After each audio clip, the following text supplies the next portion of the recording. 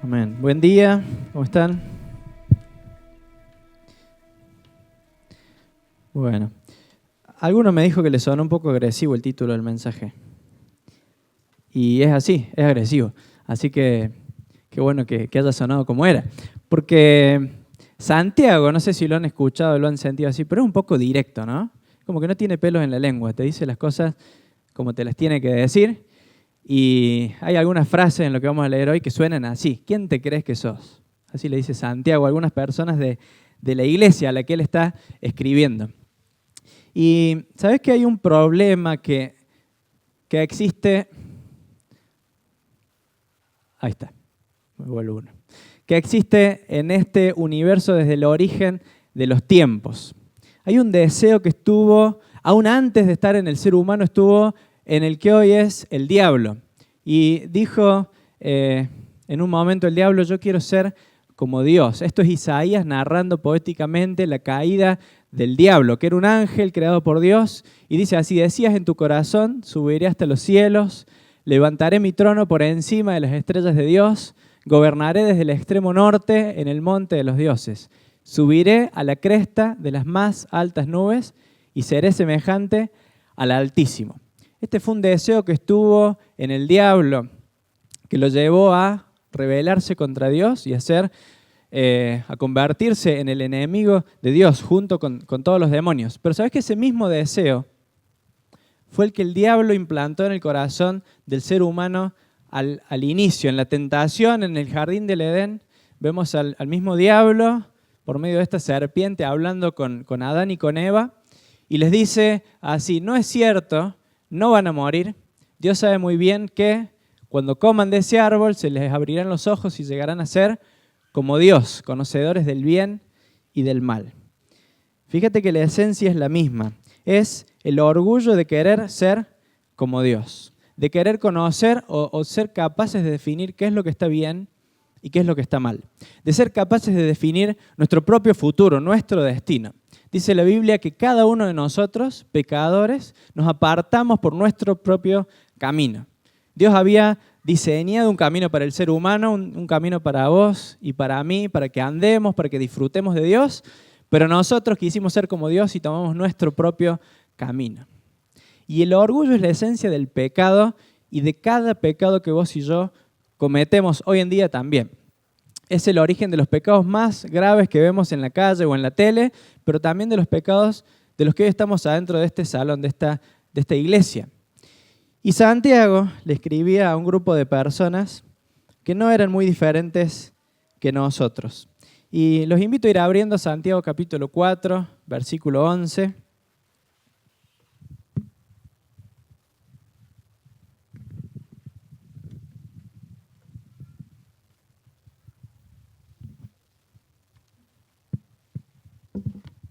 Santiago 4, versículo 11.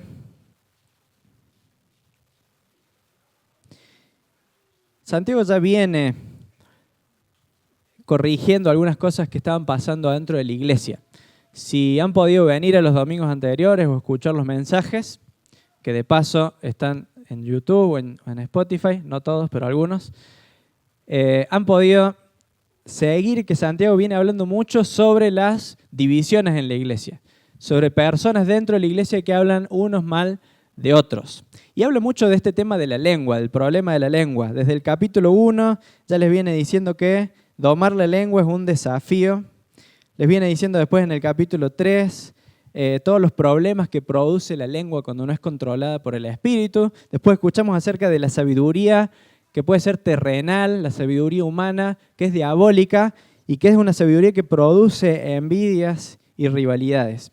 Y en estos versículos, en el versículo 11 que lo vamos a leer, Santiago sigue hablando de este tema, de problemas que estaban teniendo entre los hermanos en la iglesia. Dice así, versículo 11, hermanos, no hablen mal unos de otros. Si alguien habla mal de su hermano o lo juzga, habla mal de la ley y la juzga. Y si juzgas la ley, ya no eres cumplidor de la ley, sino su juez. No hay más que un solo legislador y juez, aquel que puede salvar y destruir. Tú, en cambio, ¿quién eres para juzgar a tu prójimo? Así que de ahí viene el título. ¿Quién te crees que sos? Le dice Santiago, poniéndolo un poco más en palabras nuestras. ¿Quién te crees que sos para juzgar a tu prójimo? En este pasaje que vamos a ver hoy, Santiago va a tratar con dos pecados que están sucediendo adentro de la iglesia. En primer lugar, vamos a ver el pecado de, yo le puse criticar a los demás. Según la versión que tengas, vas a ver distintas palabras, pero en la que yo leí dice, no hablen mal unos de otros y no juzguen unos a otros. Sin señalar, ¿conoces a alguien que es un criticón? No lo mires, ¿eh? Si está acá no lo mires. Creo que todos nos imaginamos quién es la idea que tenemos de alguien que es un criticón. Alguien que siempre tiene algo para decir sobre todas las personas, sobre todo lo que hacen los demás. Siempre sabe qué sería lo correcto o lo incorrecto de hacer. Ahora los argentinos, creo yo, somos por lo general bastante propensos a esto de hablar de los demás. En algún punto es como que sabemos de todo y somos capaces de hablar de lo que sea. Y si no, si escuchaste alguna vez una conversación entre dos apasionados del fútbol, podés ver que estas dos personas pueden hablar acerca, por ejemplo, de si Messi o Maradona son o fueron el mejor del mundo y pueden estar ahí por horas debatiendo. Y capaz que ninguno lo vio jugar a ninguno de los dos o nunca tuvo un contacto más cercano que mirarlo por la tele, pero somos capaces de evaluar cada jugada y somos unos expertos en eso. Sabemos por qué a Boca le va mal o le va bien a algún otro equipo. Podemos organizar el equipo mejor que el director técnico porque somos capaces de hablar de lo que no sabemos. Somos capaces de hablar de política. ¿Escucharon a dos personas apasionadas por la política debatir sobre un tema? ¿Cuánto tiempo pueden estar? Capaz que si es una sobremesa se hace en la madrugada y sigue el tema, porque somos capaces de organizar el país. Si nos dejaran a nosotros ya lo hubiéramos organizado, la economía estaría perfecta. Somos unos expertos en organizar la economía del país. ¿Sabes que eso mismo lo traemos muchas veces a la iglesia? Y nos volvemos expertos en definir o criticar la vida de los demás. Miramos a cualquier persona y sabemos exactamente qué tendría que haber hecho, por qué no estuvo bien lo que hizo, qué tendría que haber dicho, cómo estaba pensando cuando hizo lo que hizo. Conocemos hasta el corazón de las personas. No sé hace cuánto estás asistiendo a esta iglesia, a este lugar, pero es muy probable que ya hayas escuchado o que vos mismo hayas en algún momento hablado mal o juzgado a otra persona en este lugar. ¿Lo escuchaste alguna vez acá? No, sí, nos pasa, porque imagínate que le pasaba a Santiago a pocos años de que había estado Jesús en la tierra y la iglesia recién empezaba y ya estaba este problema. Así que, ¿cuánto más nosotros sufrimos de este problema? Somos muy rápidos para ponernos en el papel de jueces. Y Santiago les va a decir, no juzguen. ¿Por qué? Él les va a dar dos motivos. En primer lugar, les dice que al criticar o juzgar al hermano, estamos criticando la ley de Dios. Ese es el primer argumento. Básicamente Santiago dice, la ley que él ya mencionó algunos capítulos antes, que le dice que tienen que amar a sus hermanos, ese es el mandamiento principal de la ley. Cuando ustedes hablan mal de su hermano, lo critican, lo juzgan, están incumpliendo la ley. Y el que incumple la ley está rechazando su autoridad. Esa es la lógica simple que plantea Santiago. El que incumple la ley está rechazando su autoridad. ¿Qué dice Santiago 1, versículo 22? Vamos a repasar algo que ya aprendimos.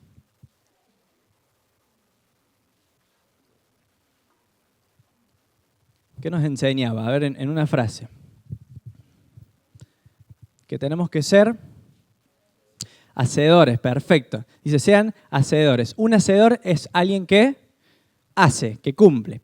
Y alguien que rechaza la ley, la está poniendo en tela de juicio. O sea, si yo fallo a la ley, si yo critico a mi hermano, yo estoy diciendo, bueno, no estoy seguro en la realidad que la ley sea correcta.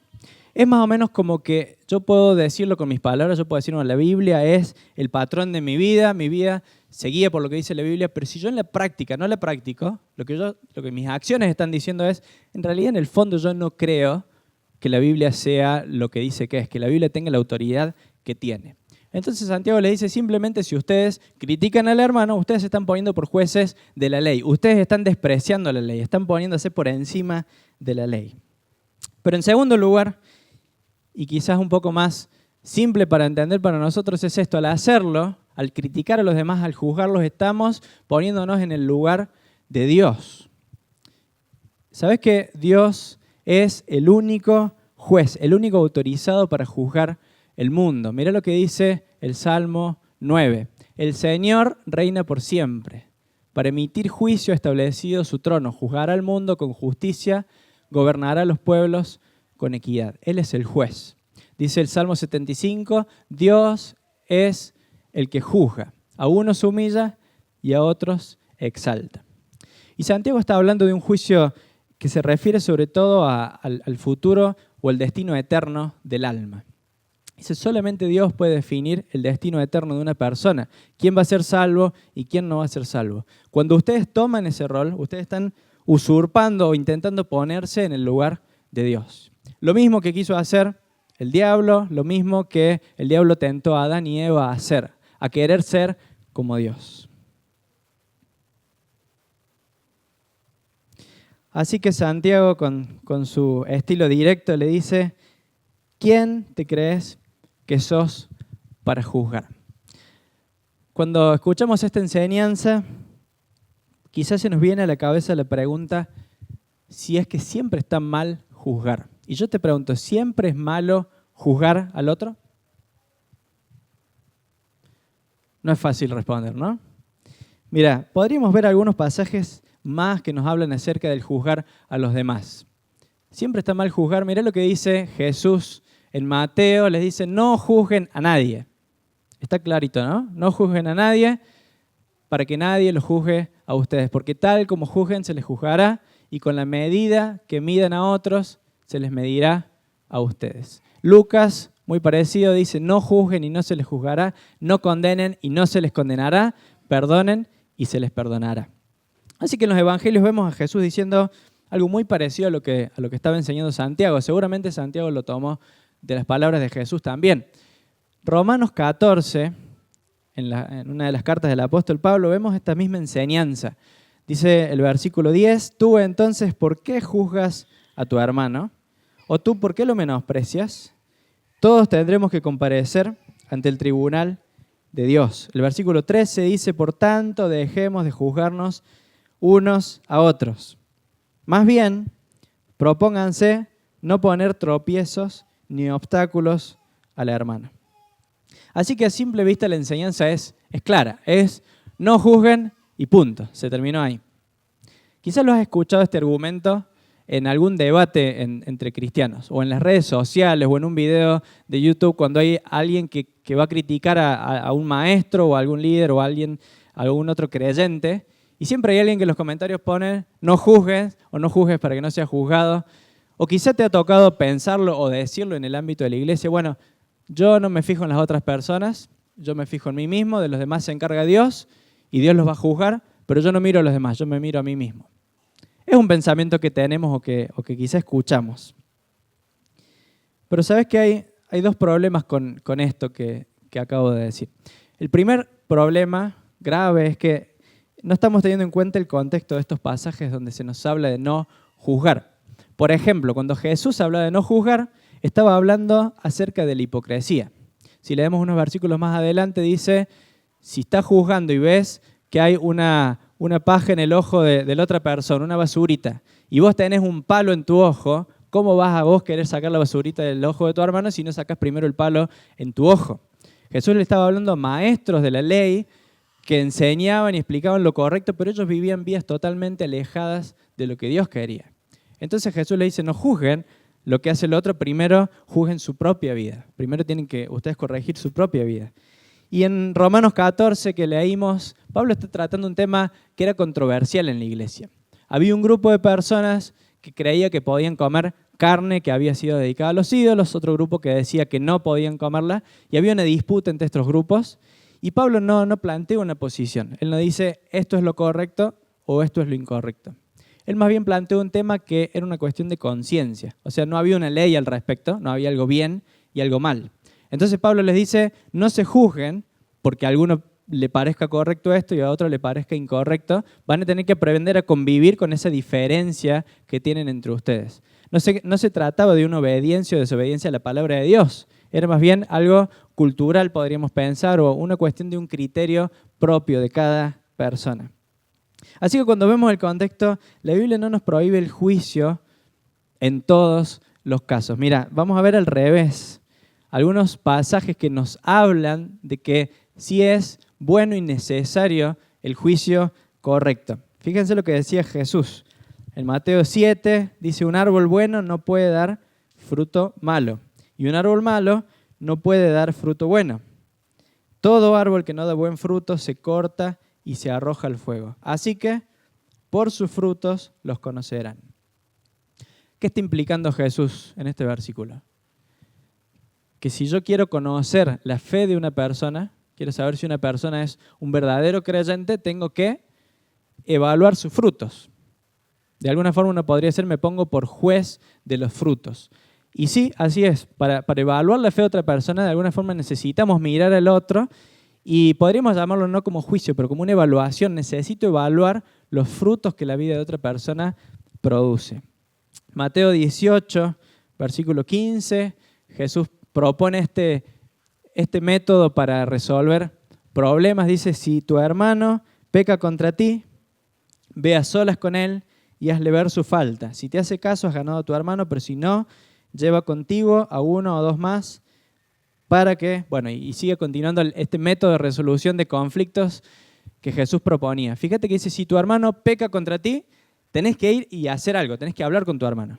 Y si no te escucha, tenés que traer a alguien más. Así que Jesús no dice, Dios se va a encargar de los otros, vos mirá tu propia vida y no te metas en la vida del otro. Si él peca, es cosa entre él y Dios. Pareciera que dice lo contrario, ¿no? Si tu hermano peca, no puedes mirar para otro lado. Sos encargado primero de definir que eso fue un pecado. Eso requiere juicio, requiere decir, mira, la palabra de Dios dice esto y mi hermano hizo esto otro. Y requiere además una confrontación que Jesús le propone de forma directa. Dice, anda, habla con tu hermano. Si él no quiere cambiar, trae a otra persona y hay un paso a paso para seguir. Así que Jesús mismo proponía esto de no mirar a otro lado, no decir, es solo entre yo y Dios, sino yo también soy responsable de mirar la vida de mi hermano. Hay un pasaje en Corintios, todo el capítulo lo podremos leer y habla de esto, pero Pablo está tratando un caso de inmoralidad muy grave dentro de la iglesia. Lo leemos brevemente, dice Pablo, en esta carta quiero aclararles que no deben relacionarse con nadie que, llamándose hermano, sea inmoral o avaro, idólatra, calumniador, borracho o estafador. Con tal persona ni siquiera deben juntarse para comer. ¿Acaso me toca a mí juzgar a los de afuera? ¿No son ustedes los que deben juzgar a los de adentro?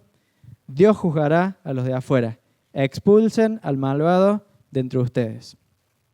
Durísimo el pasaje. Pero básicamente Pablo les dice, a ustedes les toca la responsabilidad, es su obligación juzgar al que está viviendo inmoralmente y se dice un cristiano, se dice un creyente. Es la tarea de ustedes la responsabilidad porque es la forma de proteger la comunidad de hijos de Dios. Así que ustedes tienen que juzgar a esa persona, tienen que sacarlo de la comunidad para preservar la salud, la santidad de la iglesia. Así que en este caso el juicio es una obligación, es un mandato para la iglesia.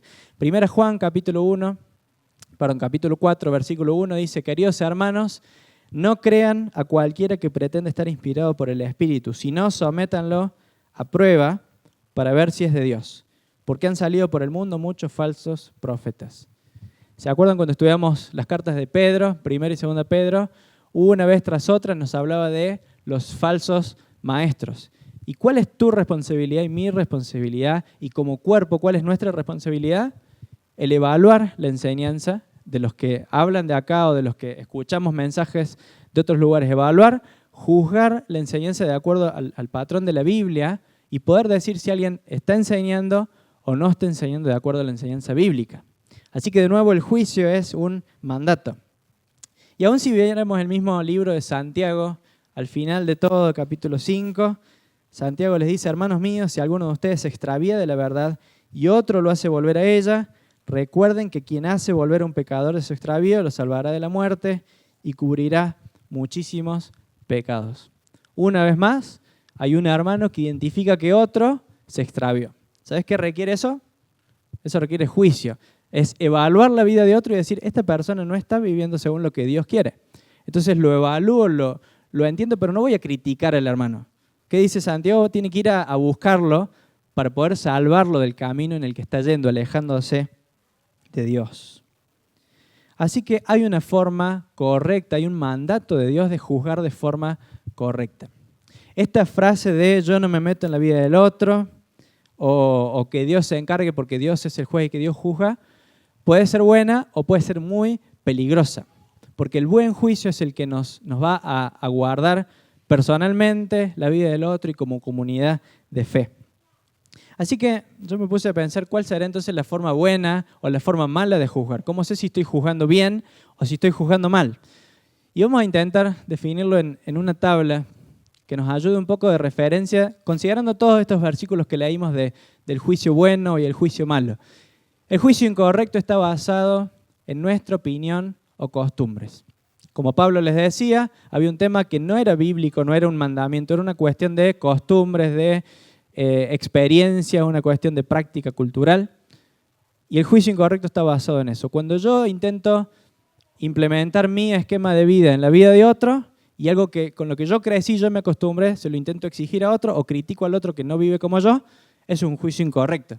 El juicio correcto está basado en la palabra de Dios. El juicio correcto es cuando yo veo a alguien que se está desviando de la verdad de Dios y puedo decir, mira, respecto a este mandamiento, respecto a esta verdad bíblica, eso no está bien. El juicio incorrecto tiene la intención incorrecta. Lo que decía Santiago es el criticar, es el hablar mal del otro, es el humillar, el destruir o el querer justificarme yo. Critico lo que el otro hace para yo sentirme bien o para quedar bien parado. Es la actitud incorrecta. Pero el juicio correcto tiene la intención correcta, que es la de restaurar, la de guardar la unidad, es la de cuidar a otros y lo hace con gracia y con misericordia. Esto que Jesús decía de ir a buscar al que peca contra vos no es para destruirlo, no es para hacer justicia, es para restaurarlo, para volverlo al camino correcto. El juicio incorrecto se hace a espaldas del hermano, es como el chisme, es como la crítica. No me importa en realidad que el hermano pueda estar bien, pueda hacer las cosas bien. Lo que me importa en realidad es hablar mal de él y que otros se enteren de lo que esa persona está haciendo. Ese es el juicio incorrecto. El juicio correcto va de frente. Jesús dijo, si tu hermano peca, anda y habla.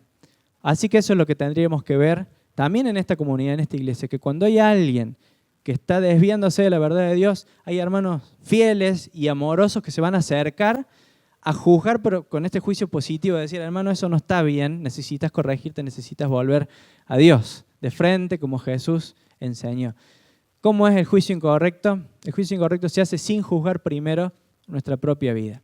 Me convierto en juez de todos y sé decirle a cada uno lo que tendría que hacer o lo que debería haber pensado en tal situación, pero no me juzgo a mí mismo. El juicio correcto es el que primero empieza por mi vida y si veo algo que no está bien en la vida de mi hermano, me tiene que saltar una alarma porque es muy posible que eso que viene el otro esté en mi vida. Como nos pasa con el orgullo.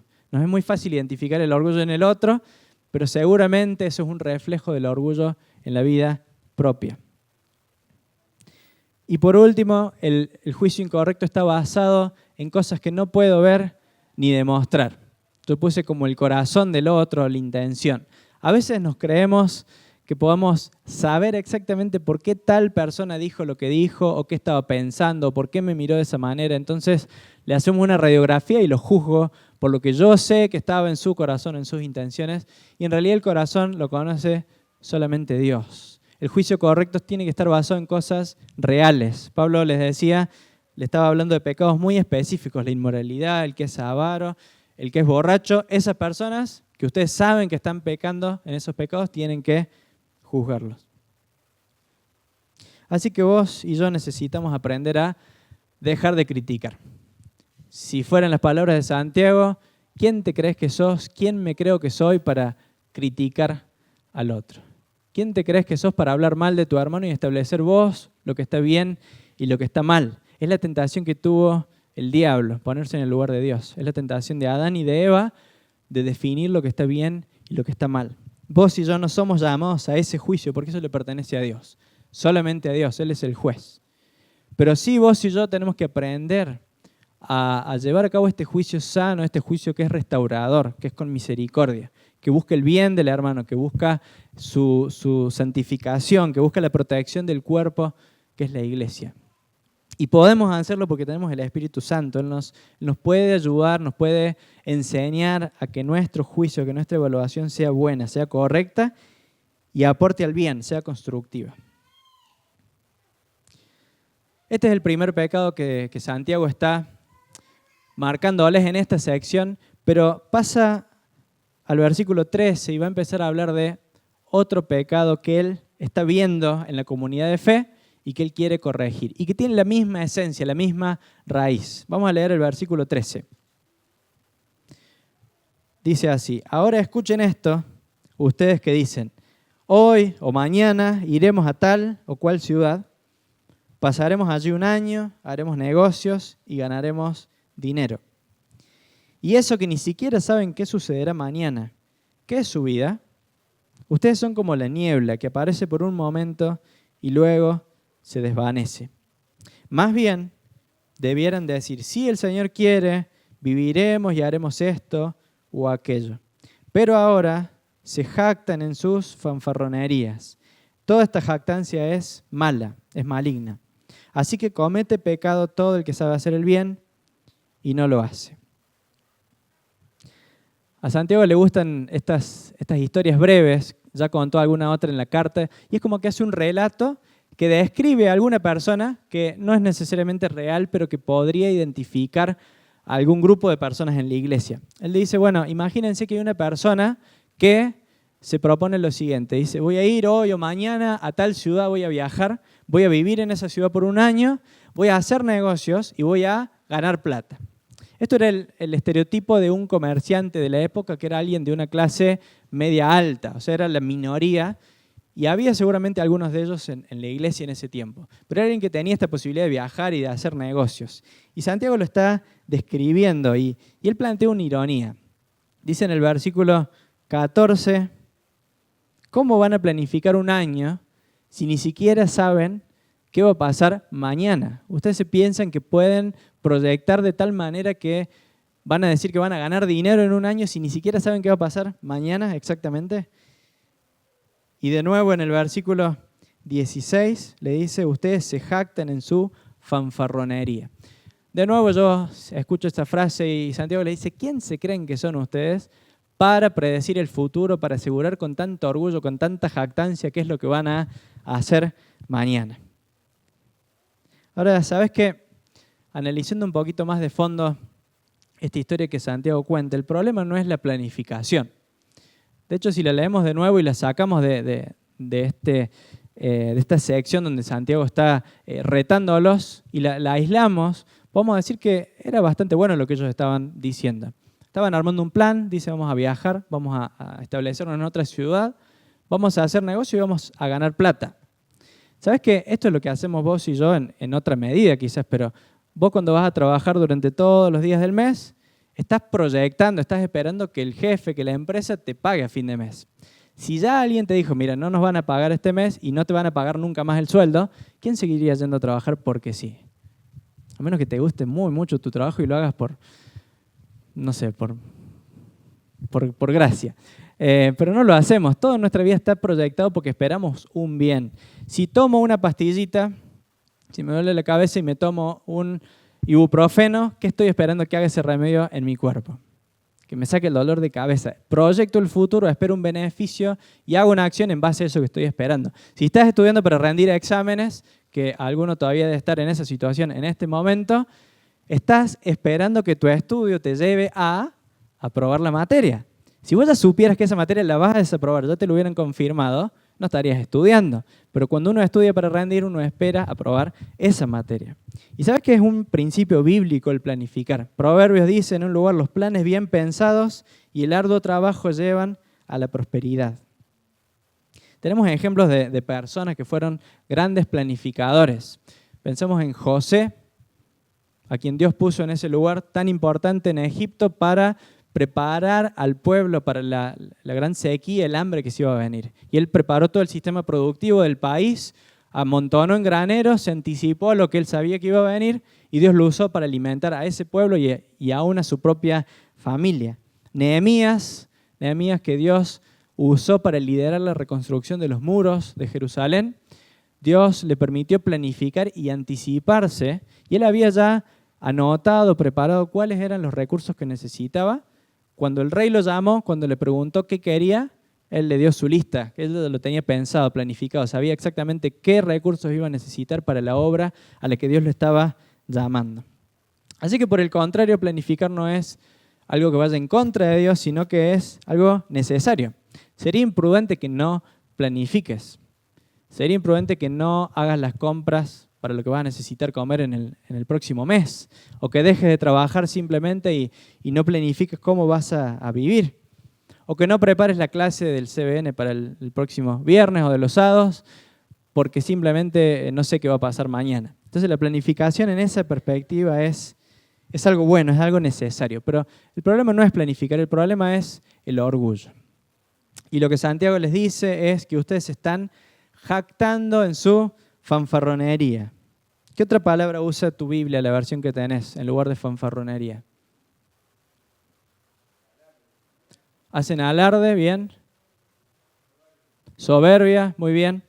Fíjense que está describiendo personas que no estaban simplemente planificando, sino que eran soberbios y estaban haciendo alarde, se estaban jactando de un plan, porque no es que simplemente decían, bueno, vamos a hacer esto y quizás ganamos dinero con este negocio. Ellos estaban seguros de su plan. Estaban tan seguros que ya habían asegurado la ganancia. En realidad nadie puede asegurar lo que va a pasar, ni siquiera mañana, como dice Santiago, pero ellos se creían capaces de controlar el futuro. Ellos tenían tanta seguridad en sí mismos, en sus propios planes, que su orgullo los llevaba a creerse capaces de controlar con su esfuerzo, con su plan, lo que iba a pasar, controlar el futuro. Por eso Santiago les dice, ¿quién se creen que son ustedes? ¿Quién te crees que sos para controlar el futuro? Ahora, esta imagen de estos comerciantes, que quizás nos puede parecer un poco lejana, es lo mismo que vos y yo experimentamos en distintas escalas. Porque nos gusta esto de tener seguridad hacia el mañana.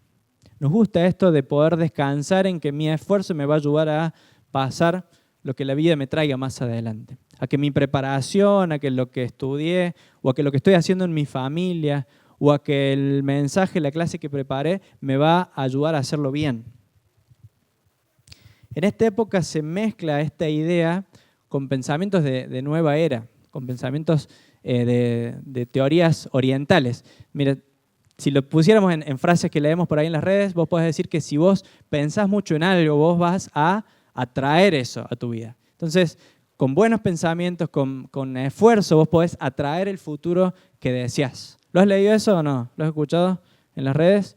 Y hasta quizá un poquito se nos mete adentro de la cabeza y decir, bueno, la verdad que si lo pienso, si realmente lo deseo, si realmente me esfuerzo en esto, lo voy a traer a mi vida, porque yo soy capaz de lograr esto, porque el mundo y las energías del universo me van a dar eso que yo deseo. Quizás lo podemos cristianizar un poco y lo podemos enmascarar en fe. Entonces, en un lenguaje más cristiano podemos decir, bueno, si realmente lo creo, o si realmente oro por esto, o si realmente lo declaro, Dios me va a dar esto que yo estoy soñando. Entonces yo declaro por fe que esto se va a dar en mi vida. O quizás no usamos la palabra declarar, pero me autoconvenzo que algo es el plan de Dios y que de alguna forma Dios me prometió que esto va a pasar. En realidad es mi deseo, no es Dios. No es una profecía, no es que Dios me reveló que Él va a hacer algo específico. Es mi deseo, pero lo convierto de alguna forma en fe. Entonces me agarro a un futuro que estoy esperando que se dé, que no es necesariamente lo que Dios quería, es mi deseo para el futuro. Y sabes que el origen de esto sigue siendo nuestro orgullo, porque nos gusta jugar a ser Dios, o quisiéramos ser Dios, pero no podemos. Pero nos encantaría, desde Adán y Eva estamos intentando hacer nuestro propio camino. A vos también te gustaría lo mismo que a mí me gusta, me encantaría proyectar mi vida, me encantaría hacer mis planes y me encantaría que las cosas se den tal cual yo las planifiqué. Pero no puedo porque eso es algo que le corresponde a Dios. Mira, quizás te agarraste a un proyecto personal. Estás en tu carrera o estás en un proyecto, en un emprendimiento económico o estás emprendiendo una familia, te gustaría ponerte novio, te gustaría casarte, te gustaría tener hijos. Y muchas veces estos proyectos nos llevan a aferrarnos a eso. Los deseamos, los anhelamos y hasta los visualizamos para el futuro y queremos que se dé y hasta quizás lo aseguramos. Esto se va a dar porque yo voy a luchar por eso y esto se va a dar en mi vida. Y quizás el aferrarse a ese proyecto termina siendo esta muestra de orgullo porque yo estoy queriendo predecir, anticipar o lograr que el futuro se dé de acuerdo a mi deseo, de acuerdo a mis fuerzas. Y sabes que este orgullo es un desafío contra Dios mismo, es un desafío contra la soberanía de Dios. Porque así como hay un solo juez, hay solo uno que puede definir el bien y el mal, hay uno solo soberano que define el futuro. Solo hay uno que dice qué es lo que va a pasar, que define y que tiene la capacidad de guiar la historia, el curso de la historia hacia el fin que él ya anticipó. Dice Daniel, capítulo 4, versículo 35, Dios hace lo que quiere. ¿Con quién? Con los poderes celestiales y con los pueblos de la tierra. No hay quien se oponga a su poder ni que le pida cuenta de sus actos. Dios hace lo que quiere, Él es soberano.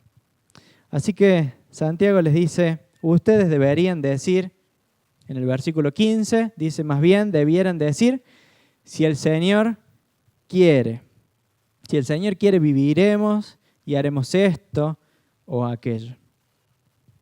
Santiago ve lo que hay de fondo. No es un problema de planificación. Está bien la planificación, está bien preparar y caminar en esos planes. El problema es el orgullo. Y ustedes dicen, no están cediendo esos planes al control de Dios. Santiago no inventó esta frase, si Dios quiere. Ya existía antes que Santiago. La leemos en la Biblia, Pablo algunas veces dice, si el Señor quiere voy a volver a visitarlo, si el Señor quiere voy a poder ir a esta ciudad o a tal otra. Y antes que Pablo, ¿sabe quién la decía? La gente no creyente. Ellos decían, si los dioses quieren. Era una frase conocida. Esta idea de que los dioses o que alguien superior guiaba el curso de la historia era anterior a Jesús también.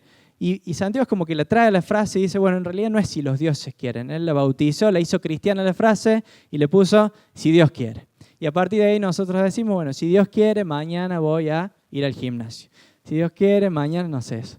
Si Dios quiere, vamos a hacer tal o cual cosa. ¿Sabes que a veces le podríamos considerar una frase mágica? Como, a ver si Dios me ayuda un poquito más, le agrego el si Dios quiere. Tengo ganas de irme de vacaciones, entonces digo, si Dios quiere, me voy a ir de vacaciones. A ver si la frase me ayuda a irme de vacaciones. O a veces simplemente para cristianizar nuestros planes, pero ¿sabes que más que agregarlo a nuestra frase, a nuestro vocabulario, a esta frase, si Dios quiere, tenemos que agregarlo al corazón? ¿Sabes cómo se agrega al corazón esto, si Dios quiere? En primer lugar, siendo conscientes que mis planes están sujetos a la soberanía de Dios, que no soy yo el que define el futuro, sino que es Él. Entonces, entregarle mis planes a Dios. Reconocer que por más que yo me haya esforzado para estudiar para ese examen, si Dios quiere que desapruebe, si Él lo permite, eso va a pasar. Por más que yo me haya esforzado por formar la familia y que haga las cosas bien y que siga ese caminito, si Dios quiere permitir algo diferente, lo va a hacer. Lo mismo con mi salud, lo mismo con mis planes económicos. Lo que Dios quiere, lo hace, dice Daniel. Así que el si Dios quiere real es un si Dios quiere del corazón. Realmente Dios va a hacer lo que Él quiere. Yo me hago consciente de eso, ajusto mis planes a Él. Pero en segundo lugar, también lo bajo al corazón cuando yo realmente quiero que Dios haga lo que Dios quiere y entonces planifico de acuerdo a la voluntad que Dios ya me reveló. Si yo tengo un plan que ya sé que no va de acuerdo a la voluntad de Dios, entonces mi si Dios quiere no tiene ningún sentido, porque el si Dios quiere empieza cuando yo planifico y proyecto mi vida de acuerdo a la verdad que ya está revelada en su palabra para mí. Y después Dios la puede cambiar, Dios puede cambiar los planes, pero yo me ajusto a su voluntad. Así que el si Dios quiere tiene que ser un si Dios quiere desde mi corazón. El versículo 17 cierra con algo que se conoce como el pecado de omisión. Dice el versículo 17, Santiago 4, así que comete pecado todo el que sabe hacer el bien y no lo hace. Este es un versículo para desarrollar todo un mensaje y acá no lo vamos a hacer, pero Santiago dice algo como que es tan malo hacer lo que sabes que está mal, lo que está prohibido por la ley, como no hacer, en positivo, lo que sabes que tenés que hacer. O sea, están al mismo nivel de pecado. Y sin entrar en la profundidad de esto, Santiago lo une al versículo anterior, porque él empieza así, dice, así que no es un versículo, no es un tema separado, sino que lo está uniendo a lo que acaba de decir. Entonces, Santiago dice en conclusión, si ustedes saben lo que tienen que hacer ahora, lo saben respecto a esto de hablar o criticar al hermano, lo saben respecto de creerse dueños del futuro, si lo saben, lo tienen que hacer. Porque si no lo hacen, es pecado. Nada más. Es tan simple como decirle, bueno, ahora vayan y practiquen lo que les acabo de decir. El 14 de febrero de 1990, ¿se ve algo en esa imagen? Esa fue una foto que tomó una nave, una sonda espacial que mandó la NASA, la Voyager 1, que la mandó a salir del sistema solar. Esta nave viajó millones de kilómetros y esta fue la última imagen que tomó. Se dio vuelta, miró hacia el sistema solar y tomó una serie de imágenes de los planetas del sistema solar. Y después de esto apagó sus cámaras y siguió viajando hacia el espacio interestelar. Pero esta fue la última imagen que tomó cuando se dio vuelta. Y no sé si llegan a ver algo en esta imagen, pero en esta imagen está el planeta Tierra. ¿Lo llegan a identificar? ¿Se lo ve? Vamos a agregar una ayuda para los que están haciendo así. ¿Se ve un puntito más blanco ahí? Esta es la imagen original. Hay otras que, si las buscan en internet, están como más mejoradas, con más nitidez para verlo más claro. Pero esta es la imagen original. Ese puntito que se ve ahí es el planeta Tierra. Y muchos después escribieron acerca de esto, porque es como si fuera una mota de polvo, decían, colgada en un rayo de luz del sol. Eso que se ve horizontal es un rayo de sol. Fíjense lo que es la Tierra a 6.000 millones de kilómetros de distancia. Bastante lejos. Eso es lo que se ve casi al salir del sistema solar. Un puntito de tierra flotando en el espacio colgado de un rayo de sol. En esa Tierra estamos nosotros que somos insignificantes al lado de la Tierra. Imagínate si un satélite quisiera enfocar toda la Tierra y a vos en el centro de la Tierra. No vería absolutamente nada. Los satélites, con mucho zoom, si vas al Google Maps, puedes llegar a ver tu casa, pero si vos saludás así es muy difícil que te llegue a ver. Vos sos y yo soy una mota de polvo en el planeta Tierra y la Tierra es una mota de polvo en el sistema solar. Imagínate si hiciéramos zoom y viéramos la galaxia y viéramos las galaxias. Y Dios tiene todo eso en su mano. Imagínate lo grande que está por encima de todo eso, que es el creador, es el que mantiene las galaxias girando, el que mantiene el sistema solar girando. Imagínate el tamaño de Dios. Y yo quería cerrar con un versículo que está en 1 Pedro, te invito a buscarlo, capítulo 5, versículo 6, donde nos llama a considerar esto, el tamaño de Dios, la grandeza de Dios y nuestra pequeñez. No somos nada en el universo, mucho menos frente a Dios. Dice 1 Pedro, capítulo 5, versículo 6, humíllense pues bajo la poderosa mano de Dios para que Él los exalte a su debido tiempo. Depositen, sigue el versículo 7, en Él toda ansiedad, porque Él cuida de ustedes. Esta es la respuesta a la pregunta, ¿quién te crees que sos? Mira, está en tu corazón y está en el mío. Nos creemos algo, nos creemos alguien. Seguimos con ese chip que viene desde el Edén, donde pensamos que vamos a poder definir nuestro futuro, hacer nuestro propio camino sin Dios, donde vamos a poder juzgar entre el bien y el mal. Eso sigue estando en mi corazón y sigue estando en el tuyo. Pero Dios te dice, ¿quién te crees que sos? Dios me dice, ¿quién te crees que sos, Josi? ¿Quién te crees que sos para juzgar al hermano? ¿Quién te crees que sos para proyectar tu futuro y asegurarlo y pensar que vos podés controlar tu futuro? ¿Sabes que cuando nos creemos que tenemos esta capacidad, eso nos genera no libertad, sino que nos genera una carga? Sentir que vos tenés la responsabilidad de controlar el futuro te genera estrés. Cuando te parece que de vos depende qué va a pasar con tu vida mañana y la semana que viene y el año que viene, eso te genera ansiedad, te genera carga, porque no fuimos diseñados para eso. En realidad, Dios es el que sabe proyectar la vida, Dios es el que sabe guiar la vida, el que sabe qué va a pasar mañana. Cuando yo me agarro de eso que es de Dios, que le pertenece a Dios, cuando yo intento usurpar ese rol de Dios y no estoy hecho para eso, eso va a hacer que mi vida cargue con una ansiedad, con un estrés que no me corresponde. Lo mismo cuando te pones en el papel de juez. Cuando vos sentís que de vos depende definir quién está bien, quién está mal, por qué, quién hizo las cosas bien, quién las hizo mal, quién piensa bien, quién piensa mal, eso también te genera estrés, te genera cansancio. Porque no fuiste hecho para eso, no fuiste hecho para juzgar a los demás, no fuiste hecho para eso. Dios es el juez. Y Pedro, cuando habla de la humildad, dice, humíllense bajo la poderosa mano de Dios, y lo conecta a la ansiedad. Dice, depositen en Él toda ansiedad porque Él cuida de ustedes. Hay una paz, una tranquilidad especial que viene a nuestra vida cuando ocupamos el lugar que nos corresponde. Cuando yo entiendo que Dios es Dios, que Él es el juez, que Él es el soberano, que conoce y controla el futuro, y yo me bajo a mi lugar adentro de esa motita de polvo en el espacio y entiendo que soy simplemente una criatura y reconozco a Dios como el soberano y me humillo ante Él, cuando le entrego mis planes, cuando le entrego mi futuro a Dios, cuando dejo de querer tener todo bajo control, cuando dejo de querer organizar el mundo y las personas a mi alrededor, cuando se lo doy a Él, eso me trae paz, me trae tranquilidad, me trae descanso. Yo me encargo de lo que Dios me pide a mí, descanso en que Él controle todo lo que yo no puedo controlar. Juani, vamos a terminar cantando una canción. ¿Querés pasar? Vamos a cantar una canción que cantamos, Santo por Siempre, que nos habla de que Dios es el más grande. Y me encantaría que podamos terminar pensando en esto, no como un conocimiento teórico, sino reconociendo y diciéndole a Dios, yo quiero que seas el más grande en mi vida.